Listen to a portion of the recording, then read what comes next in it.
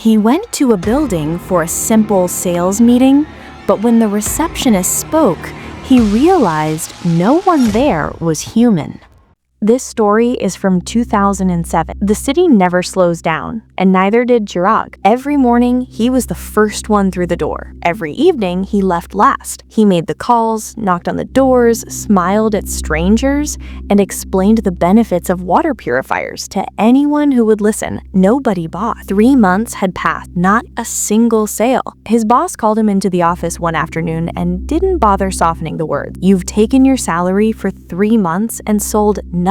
If you don't close something this month, you're done here. Chirag walked out of that office and stood in the corridor for a moment, alone with the noise of the city drifting up from the street below. He was 22 years old. At home, in a small room in the slum, his mother was sick. She depended on him completely. This job wasn't just a paycheck.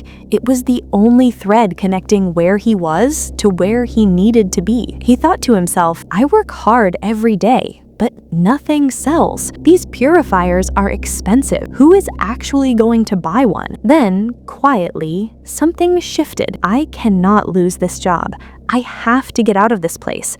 I want to give her a better life. He made a decision that evening. Tomorrow, he would give everything he had. The next morning, Chirag arrived before anyone else. The office was still dark when he sat down and picked up the phone. He started calling, one after another, without pause, his voice steady and confident in a way that surprised even the colleagues who trickled in later and stopped to watch him. By the time his boss walked through the door, Chirag had already closed 4 or 5 sales, more than his entire monthly target. His boss looked at the numbers, then looked at Chirag and smiled. Well done. Chirag felt something he hadn't felt in months. Momentum. Then the boss leaned forward and said, because you performed so well today, I have something special for you. A company reached out to us directly. Go meet the owner, explain the product, and if you close it, I'll give you an extra incentive on top of your commission. He paused, then added a warning. This company keeps shifting offices. Confirm the address before you go. Don't waste time showing up at the wrong place. Chirag nodded. He was ready for anything. He made some calls, cross-checked a few addresses, and eventually found himself standing in front of a large commercial building in the city. It looked right, imposing, old, the kind of structure that had seen decades of business pass through it. The name on the building read CHIP. He needed B Wing. A watchman stood near the entrance of B Wing. The man looked at Chirag and smiled warmly. Chirag smiled back and walked in. The lift was out of service. He took the stairs. First floor, second, third. His footsteps echoed faintly in the stairwell. There was no one around, no movement, no sound of phones ringing, no hum of an office in the middle of a workday, just empty landings and closed doors. On the 5th floor, he found some offices that appeared open. He matched the address, walked in, and found himself at a reception desk. A young woman sat behind it. Is this the right office? He asked. Yes, sir, she replied. Please take a seat. The owner will see you shortly. Chirag sat down across from her and waited. 30 minutes passed, then an hour. Every time he looked up, she gave the same answer. Just a little longer, sir. At some point, he excused himself to use the washroom. Walking through the corridor, he noticed something he hadn't registered before. The office was empty, completely empty. No desks with people at them, no sounds of keyboards or conversation, not a single staff member anywhere.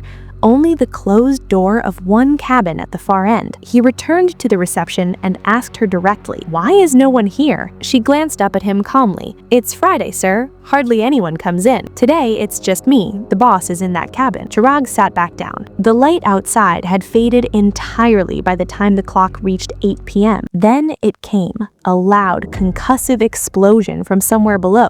The 3rd floor. Emergency alarms tore through the silence of the building, their shriek bouncing off empty walls. Chirag stood up immediately.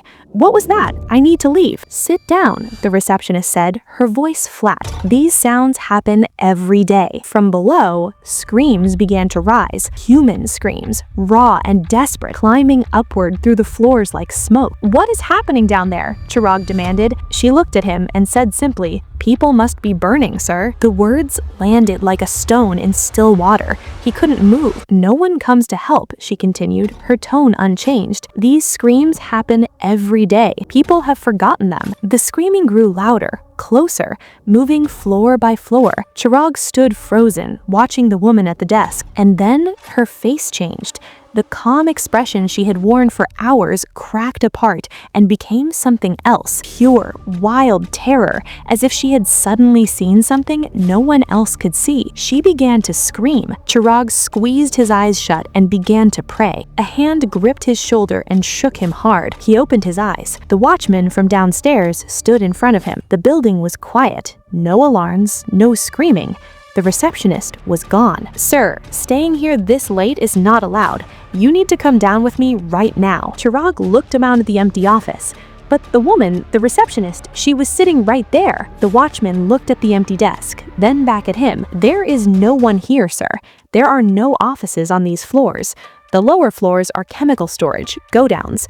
This building had a collapse in 1997, and before that, in 1993, during the riots and the blasts, many people burned alive inside these walls." He held Chirag's gaze. "Perhaps you saw some of the restless ones, but I am telling you now, if you ever see someone walking through this building, do not assume they are human." The next morning, Chirag sat with his colleagues and told them everything. His hands were steady, but his voice was not. His boss listened carefully. When Chirag finished, his boss asked, "Which building did you go to?" Chirag told him. The boss was quiet for a moment. Then he said, "That's their old address. They moved out long ago. That building is abandoned. There's no staff, no offices." He paused, then added a second warning, "And there hasn't been a watchman posted there in years." The room went still. Chirag sat with the weight of that information settling over him, and he remembered the last thing the watchman had said to him the night before. The man who apparently did not exist. "When you leave this place, you will understand that ghosts do exist." Every city has such places. Mumbai, Delhi, Bangalore, buildings that carry the weight of what happened inside them long after the last living person has walked out. Before you go somewhere, it helps to know its history. Some places hold on to the past in ways that cannot be explained. What you believe is up to you.